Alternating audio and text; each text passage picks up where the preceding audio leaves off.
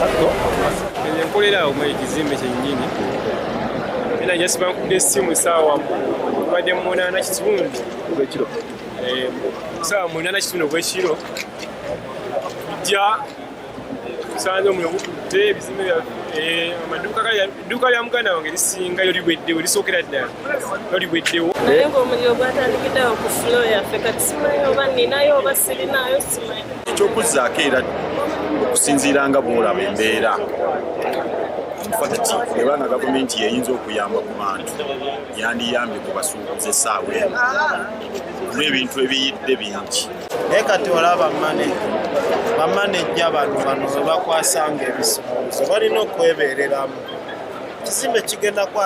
otuuka okwata omunda ogweng'oliwa toyina ssimu tumaze communicating ne Ministry of Disaster okulaba nebayamba batya kubanga maali yabwe mazima go gafudde gononese gona gayidde so abamu balina loans so nsuubira tulina okubayambako mu ngeri emu oba ndala